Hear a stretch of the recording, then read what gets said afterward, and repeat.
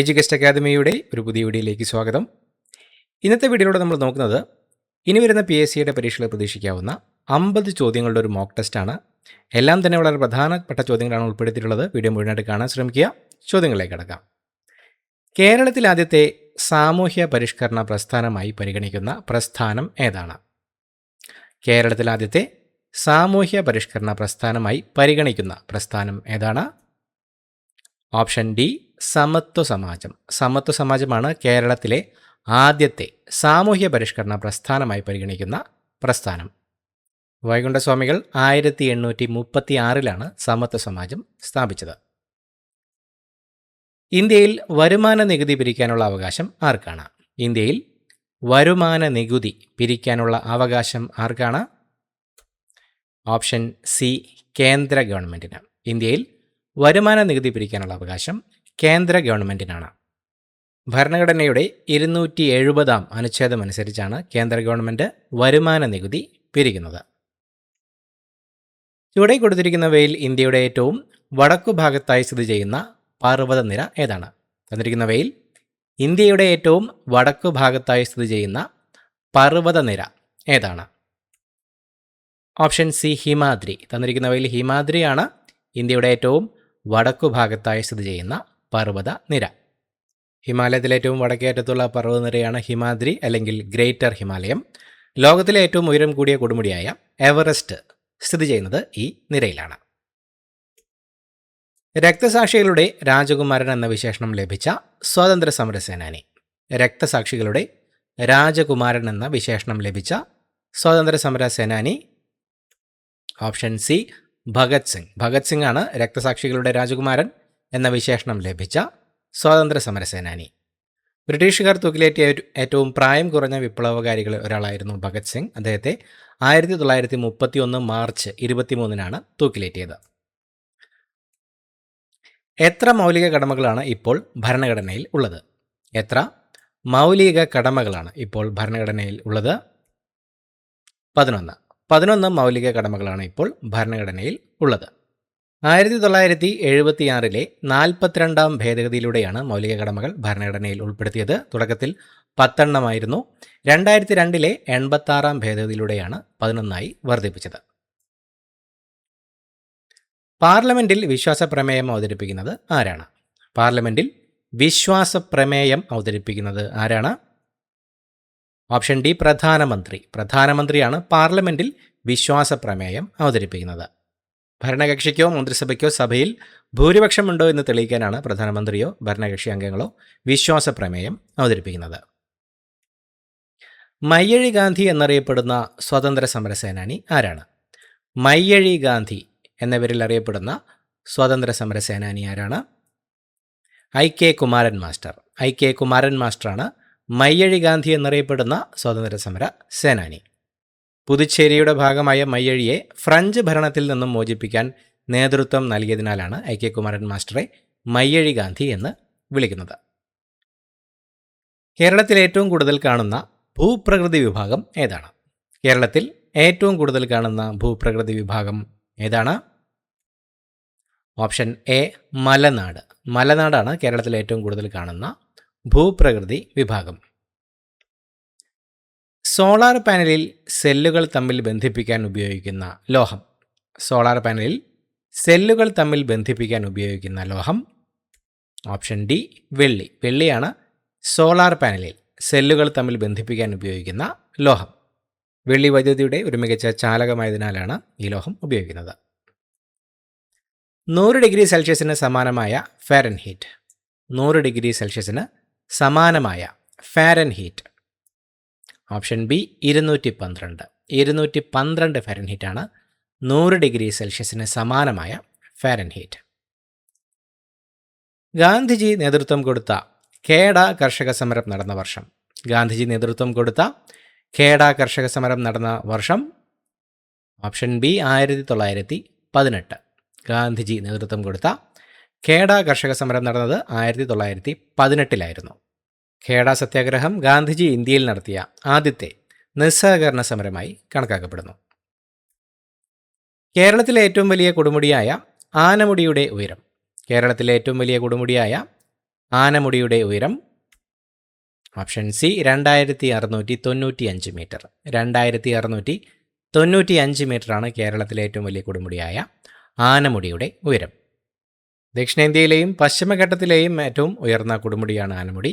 ഇടുക്കി ജില്ലയിലാണിത് സ്ഥിതി ചെയ്യുന്നത്. ജാതിഭേദം മതദ്വേഷം ഏതുമില്ലാതെ സർവരും സോദരത്വേന വാഴുന്ന മാതൃകാ സ്ഥാനമാണിത്. ഇത് രേഖപ്പെടുത്തിയിരിക്കുന്നത് എവിടെയാണ്?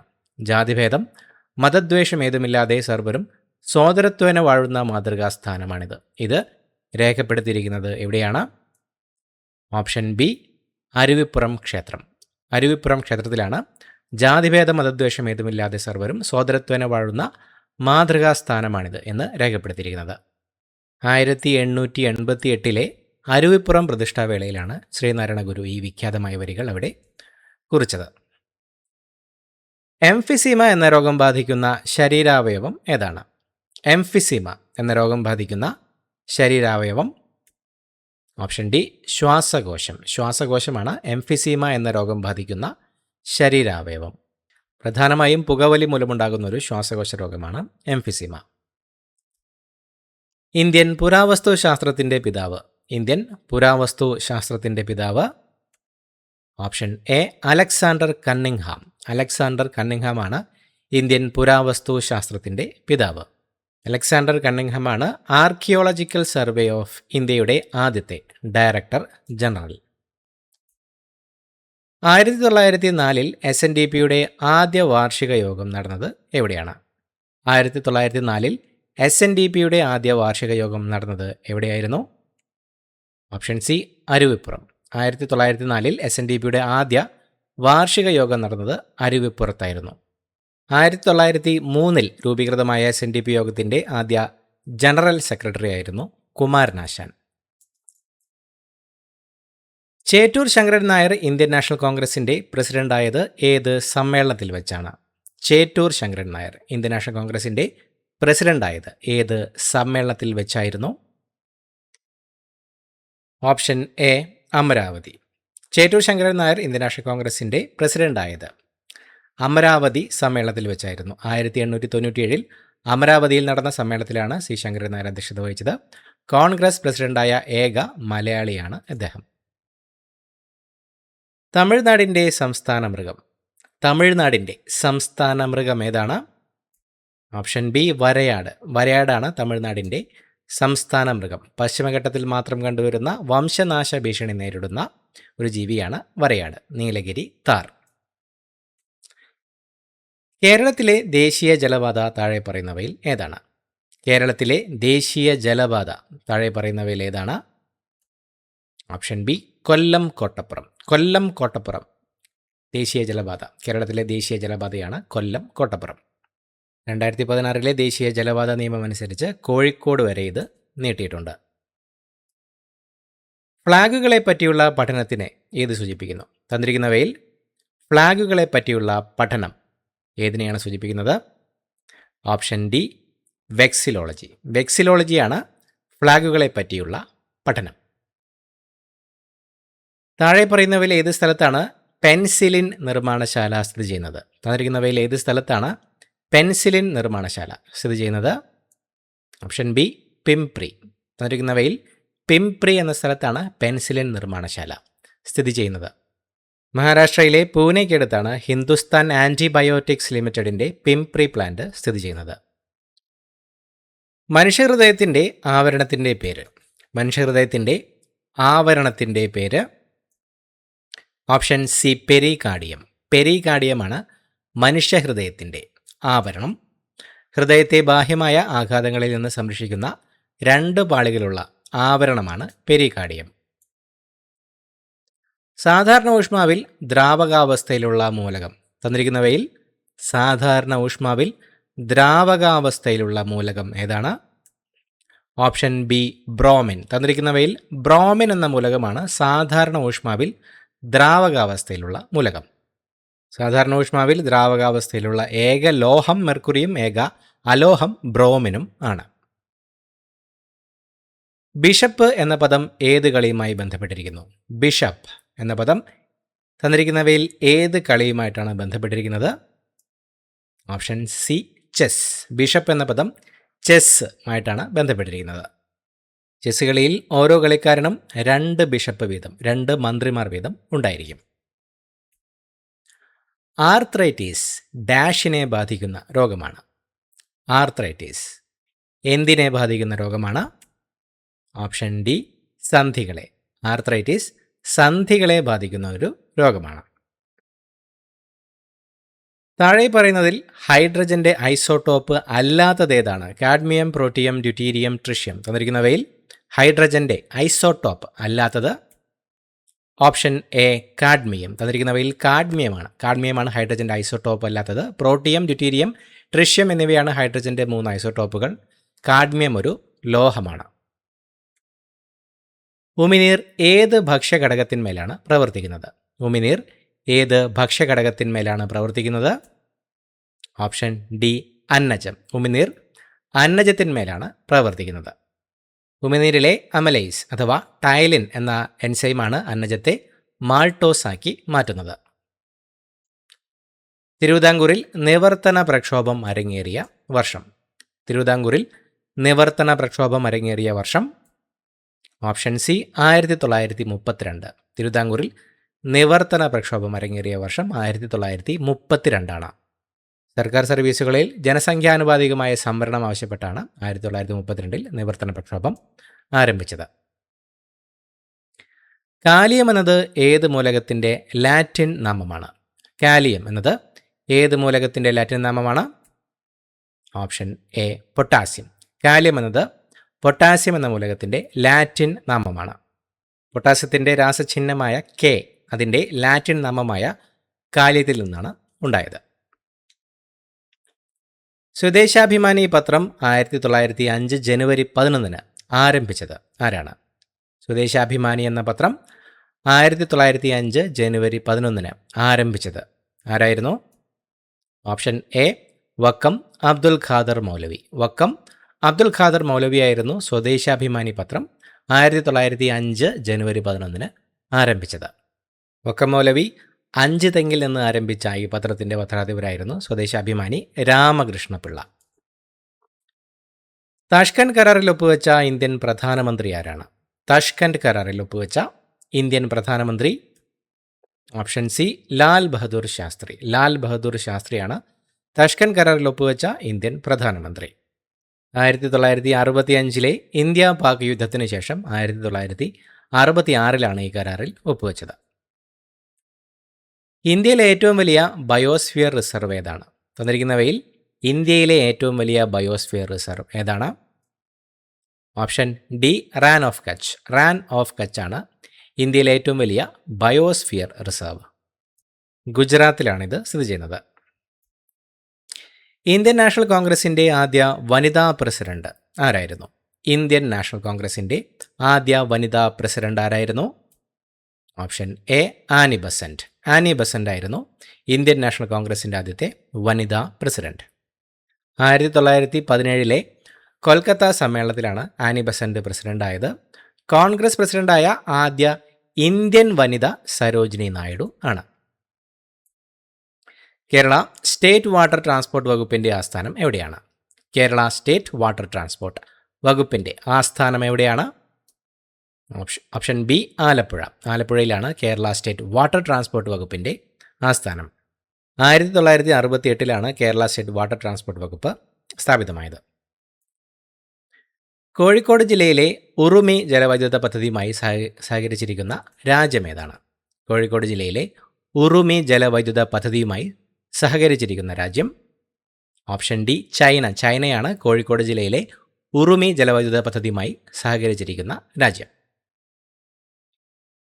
പ്രത്യുൽപാദന വ്യവസ്ഥയുടെ ആരോഗ്യവുമായി ബന്ധപ്പെട്ട ജീവകം. പ്രത്യുൽപാദന വ്യവസ്ഥയുടെ ആരോഗ്യവുമായി ബന്ധപ്പെട്ട ജീവകം ഏതാണ്? ഓപ്ഷൻ ഡി ജീവകം ഇ. തന്നിരിക്കുന്നവയിൽ ജീവകം ഇ ആണ് പ്രത്യുൽപാദന വ്യവസ്ഥയുടെ ആരോഗ്യവുമായി ബന്ധപ്പെട്ട ജീവകം. വിറ്റാമിൻ ഇ അഥവാ ടോക്കോഫെറോൾ വന്ധ്യത തടയാൻ സഹായിക്കുന്നതിനാൽ ഇതിനെ ആൻറ്റി സ്റ്റെറിലിറ്റി വിറ്റാമിൻ എന്നും വിളിക്കുന്നുണ്ട്. ഗോഡ്വിൻ ഓസ്റ്റിൻ എന്നറിയപ്പെടുന്ന ഇന്ത്യയിലെ കൊടുമുടി.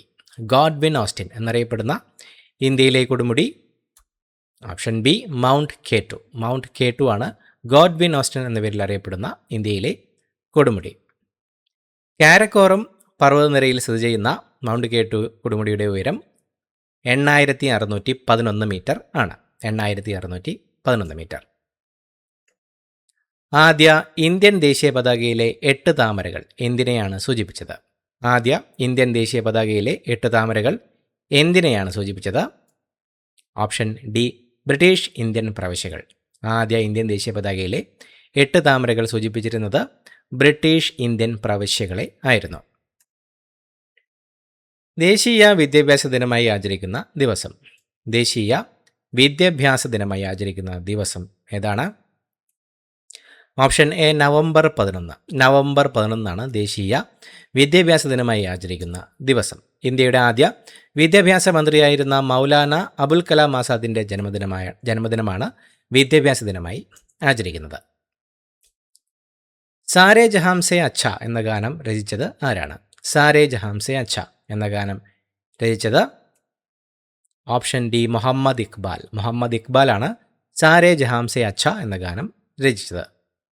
ഒരു ഉറുദു കവിയായിരുന്നു മുഹമ്മദ് ഇക്ബാൽ. മലബാറിലെ മാപ്പിള കലാപങ്ങളെക്കുറിച്ച് പഠിക്കാൻ നിയമിച്ച കമ്മീഷൻ. മലബാറിലെ മാപ്പിള കലാപങ്ങളെക്കുറിച്ച് പഠിക്കാൻ നിയമിച്ച കമ്മീഷൻ ഏതായിരുന്നു?